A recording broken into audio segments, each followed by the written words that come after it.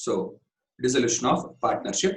So for either it's a change in PSR or admission or retirement or death, we are following this 6-step approach. So we are following 6 steps. So this 6 steps approach what we are following. So now step number 1. Step number 1. So first step, my dear friends. So step 1 is change in PSR. That's what first step. Second step, step 2, it is valuation of goodwill and treatment thereof. Step 3, it is revaluation of assets and liabilities. Then step 4 is distribution of profits. Then step 5 is preparation of capital account.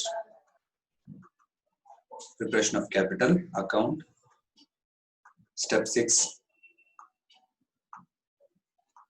preparation of balance sheet.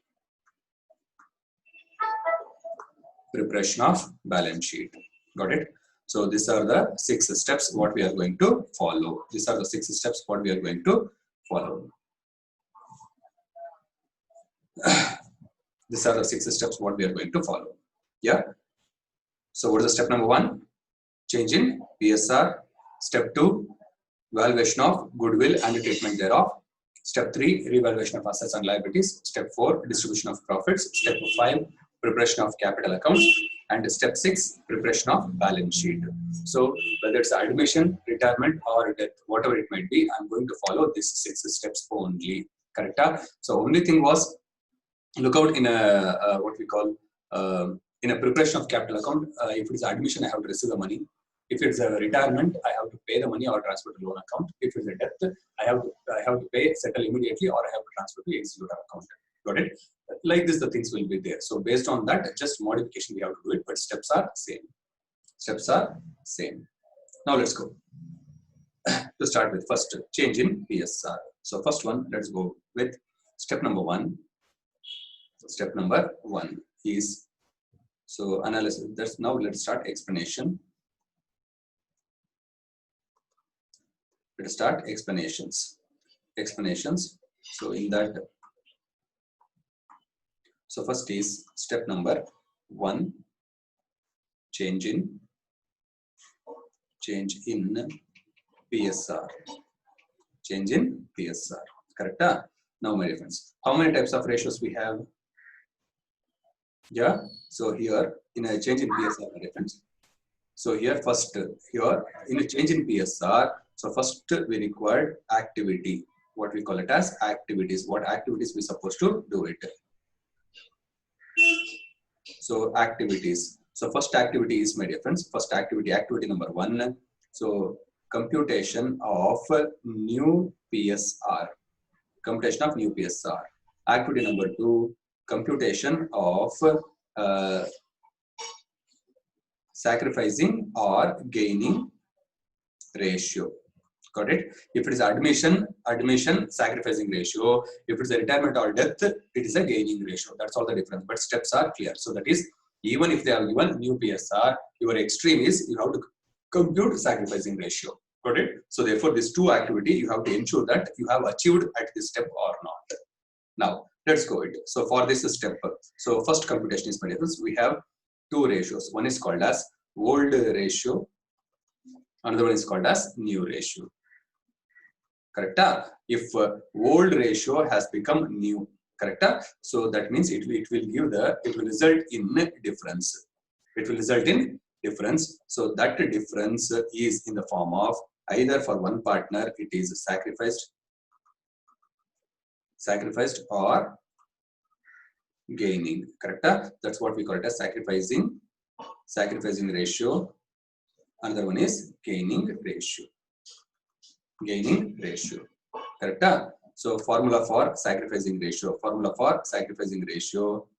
Formula for sacrificing ratio is so old ratio minus new ratio. So gaining ratio, new minus old ratio. New minus old ratio. New minus old ratio.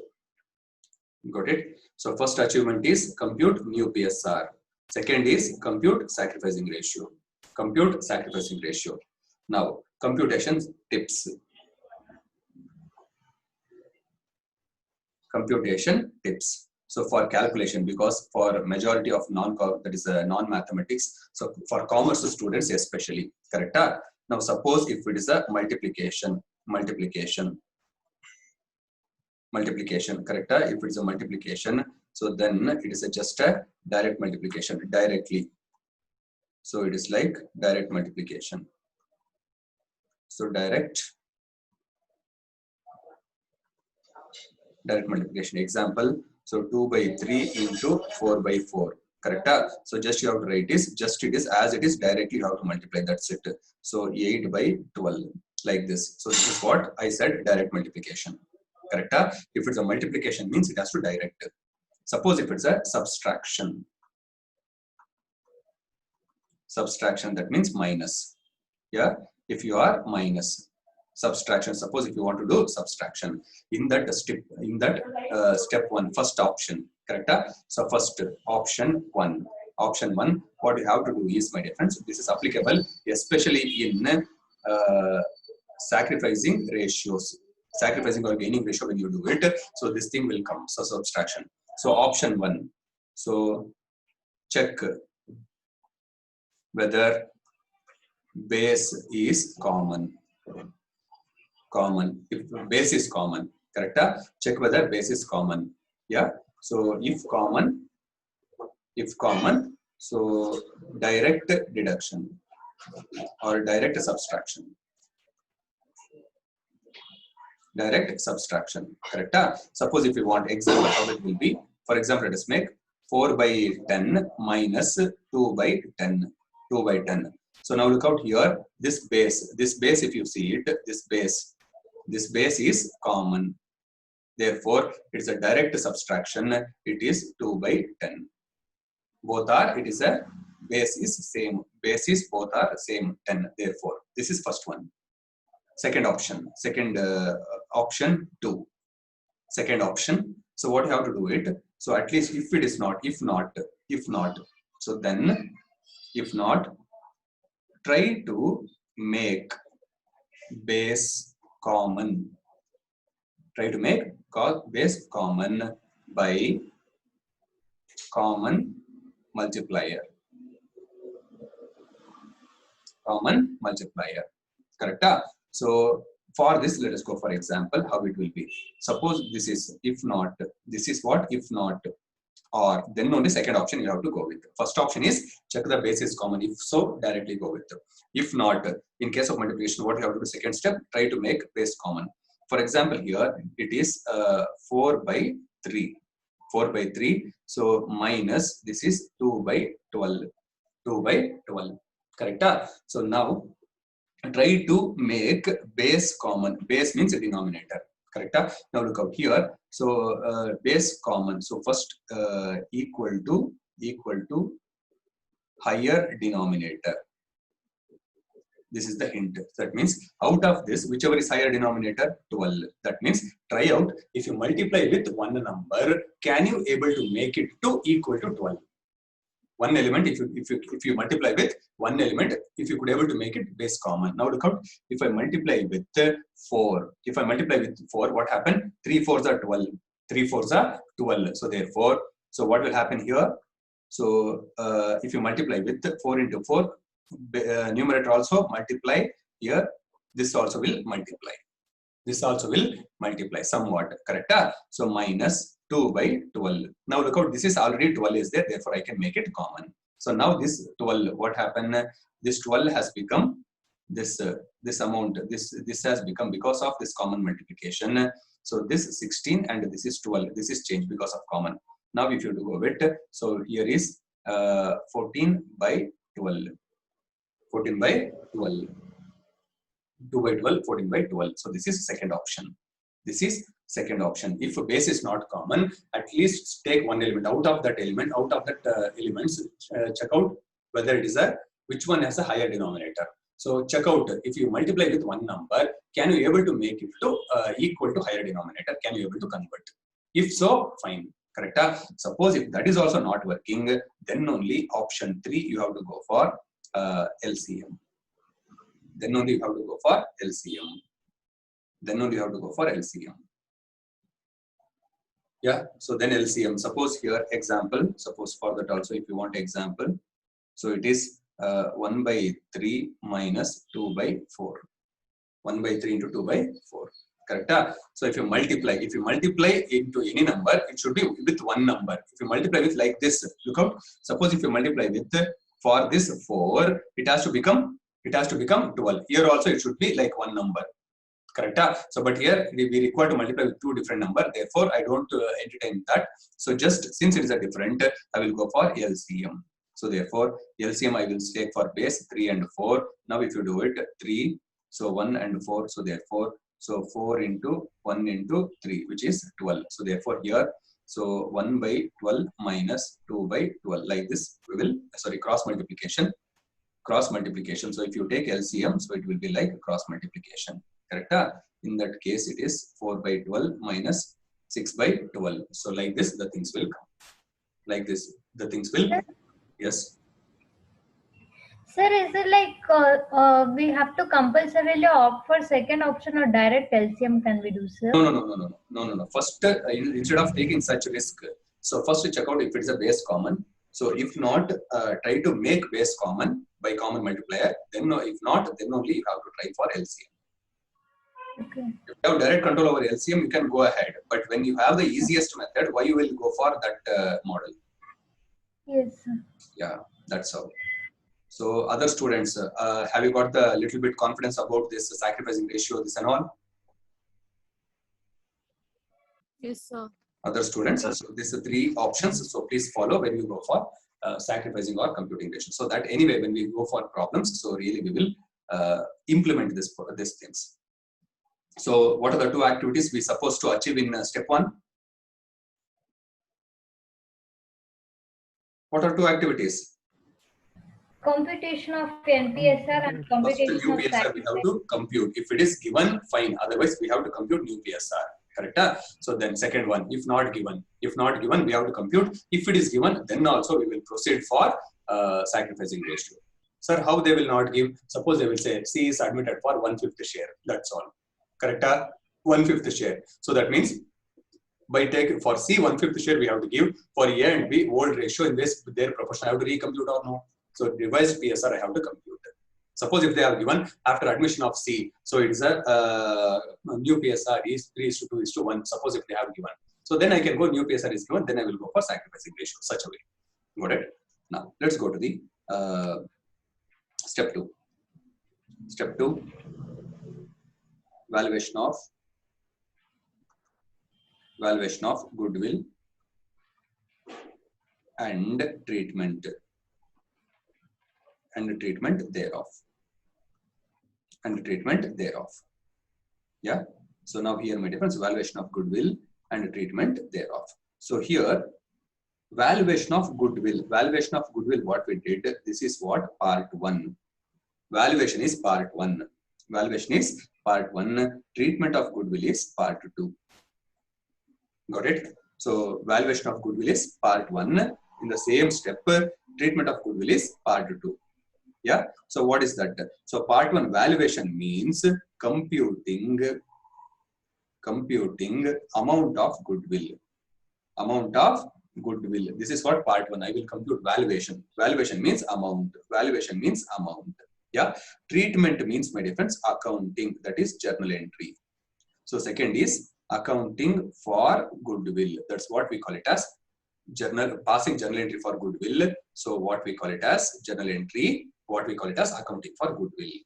So therefore, in step 2, we have to compute what is method of goodwill as well as, what is valuation of goodwill and method of accounting for goodwill, treatment of goodwill, both we have to discuss. Yeah. Now, so under this, first let us go to the part 1. So part 1 or part, let's call this as part A. So for control, let us call this as part A, and this is part 2 or B. Part 2 or B. So now let's go. Method A, valuation of goodwill. Method A, valuation of goodwill. Valuation of goodwill. Correct? Valuation of goodwill. So this is here. I am going to compute amount, my dear friends. I am going to compute amount. Correct? So under this within bracket, write down. So valuation. This is valuation. What we are going to do. This is total for the firm. Total for the firm, not for individual partners. It is here whatever the value I am going to compute. So this is for total of the firm. This is for total of the firm and not for individual partners. Yeah. Now let's go. So here, so methods of valuation are, my dear friends. So we have 4 plus 1 method. So plus 1. So plus 1 method is there. That let us take it up later. Plus 1 method is there. Yeah. So 4 methods plus 1. This is what methods for computing amount of goodwill. So first one is, my dear friends, average profit method. Average profit method. Second one is super profit method. Third one is annuity method. Fourth one is capitalization method. Fifth one is hidden goodwill.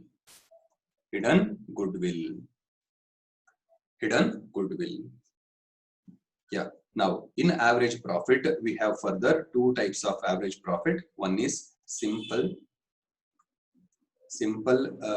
average profit. Second one is weighted average profit. Simple average profit and weighted average profit. Correct? Now for method A, let's go for explanations. So this simple average, when I'm going to use simple average, means when profits are in fluctuating trend. So weighted average is when profits are in either increasing or decreasing trend. Then only we are going to use. Yeah. Now let us start one on one. So first one is average profit method. So under average profit method, so first let us start A, simple average profit method. Correct? So simple average method, when we have to use the simple average method, when profits are in fluctuating trends. So that is 1 year is increase, 1 year decrease, etc. Like that. If the fluctuations are there, we have to use it. Correct? So now write down formulas. So steps, how to calculate is correct? So first step, what we have to do, step 1, compute average profit. So formula compute average profit. Formula is, so sum of profit divided by n. Sum of profit divided by n. You will get average profit. N means number of years.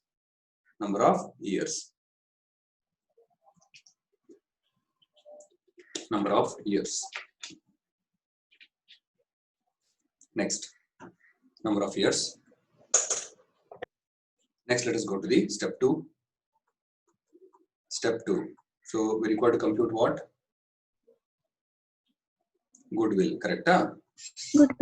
Goodwill is equal to average profit average profit into number of year of purchases. You will get the goodwill. Then let's go to the method B, weighted average method. So when profits are in increasing or decreasing trend. Got it? So here also step 1, we require to compute weighted average profit. So same, instead of average profit, here we have to compute weighted average profit. So step 1, computation of weighted average profit. Computation of weighted average profit. So for that we have to use a template. So year, profit, so weights and product. Correct? So after this, whatever you get, suppose here is 1, 2, 3, 4, 5, and profits are, for example, let's make it as increasing trend 10, 20, 30, and 40, 50. Correct?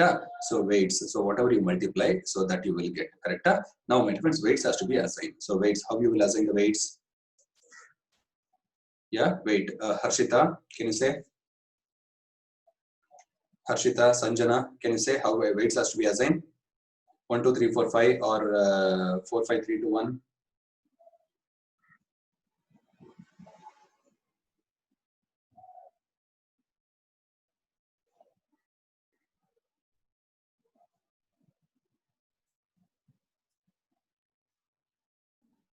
Friends, are you there? Yes. Yes, sir. Yes, sir. Yeah. So how it weights has to be assigned, correct? So even though it looks like, my dear friends, look out. So actually weights assignment is for latest year highest weight. So this is 5-year profits, means this is past 5 year, past years, correct? So therefore you are at Y6. So if you turn back, which year you will see? First, it is a 5th year, correct? You will see 5th year. So therefore your weights has to be assigned from bottom always. Yeah, if you are for next projected cash flows, means if you are here next 5 year, therefore it has to be for first year highest weightage will come. So here it has to be assigned. So 5, 4, 3, 2, 1.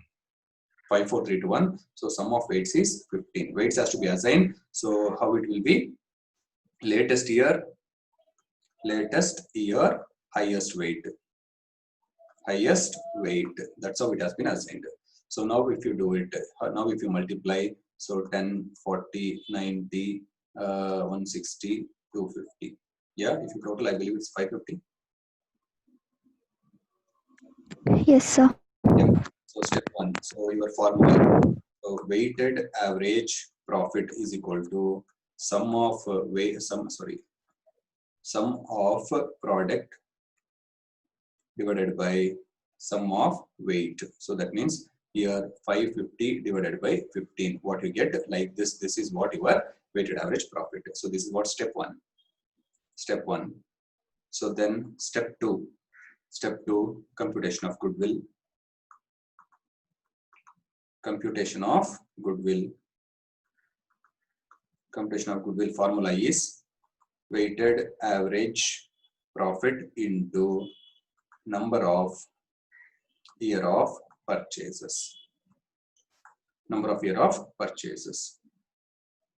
If you do it, so weighted average method, that's a weighted average method. Goodwill, you can find it. You can find it.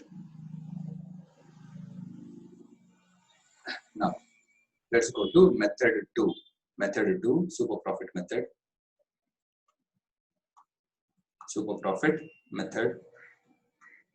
Method 2, super profit method. So under super profit method, so step 1. Under super profit method, so step 1 is computation of actual profit. Step 1 is actual profit. Actual profit.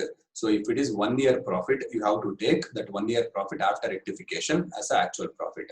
Suppose if it is more than 1 year profits are given, then average profit, that depends on the trend, either simple average or weighted average. So whatever based on the trend, average profit you compute, either simple average or weighted average, that average profit will be treated as an actual profit. Yeah. So 1 year profit or average profit. Average profit if more than 1 year profits given. That will be taken as actual profit. Next, step 2. So normal profit. Normal profit formula is capital employed into NRR. Capital employed into NRR. Normal profit. Capital employed into NRR. So what is capital employed NRR? So after the discussion of these steps, let us do it. Next, let's go to the step 3. Step 3. After normal profit, you have to compute super profit. Super profit formula, actual profit minus normal profit. So you will get normal profit. So super profit is if positive, then only super profit. If it is negative, goodwill is 0. So then step 4, goodwill. Goodwill is equal to super profit into number of year of purchases. Number of year of purchases. Yeah. So now here, so what are ingredients? That's a capital employed, one ingredient, NRR, one ingredient. Correct? If this if it is ready, then I can compute this method. So therefore, first let us go for what is capital employed. What is capital in? This is ingredients or inputs. Inputs what we required. Correct? So inputs, my difference. Now look out for average profit. Profits are required. So for super profit, what are the inputs required? Inputs required. First let us write number 1. So profits. Number 2, capital employed. Number 3, NRR. Number 4, number of year of purchase. This 4 ingredients is must. Correct? So for average profit method, just a profit, number of year of purchase is there sufficient. So capital employed NRR is not required. Now, so here capital employed, we have a 2 roots, my difference, 2 roots. So here just imagine if this is the balance sheet. So now in here asset side, what all is there? So fixed asset or non-current assets and current assets. Correct? So this is called total assets. Then this side, if it is there, what will be there? So capital own funds, what we call it as capital plus reserves and surplus. If the losses are there, it will be there opposite side. So then outside funds, what we call it as long term and short term. Correct? Suppose here any losses are there, losses is there, that will be P and L, like debit balance, etc. It will be there in asset side. Got it? So now one is my difference. Suppose if you go with like long route, this is what? One route. This is one route. Another one is this route.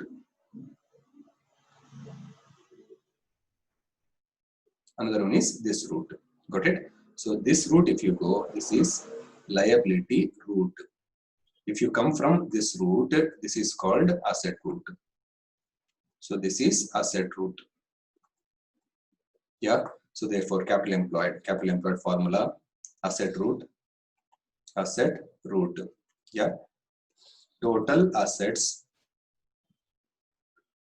minus outside liability. It's not outstanding, outside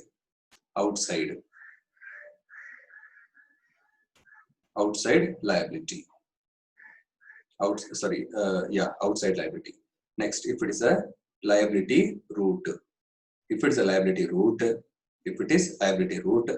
it is capital plus reserves and surplus minus accumulated losses. Minus accumulated losses.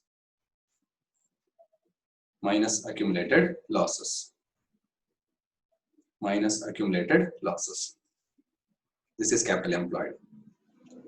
Now let us go to next ingredient, Next ingredient, input number 2. Input number 2, NRR. So NRR usually, so first one, A, if given, so just consider, if given, consider, correct? If given, consider. Usually it will be given, my dear friends. So it is nothing but, NRR is nothing but, my dear friends, it is a risk-free rate of return. Risk-free rate of return or normal expectation of investors, correct? So now only if it is for a company, whatever I am saying, that will work, correct? So but for company, it's not a company, it's a partnership firm, so therefore I don't want to say that. So but if it is not given, if not given, it can be computed, it can be computed. So B, so this is only for companies, only for company, that is not for partnership deal. So therefore in a partnership they will usually give it. So here, so NRR is equal to 1 by PE ratio, 1 by PE ratio. So PE ratio is equal to MPS divided by EPS, MPS divided by EPS. So market, first either P ratio has to be given or market ratio has to be given. So either MP market ratio or this one, out of this. So any one should be given.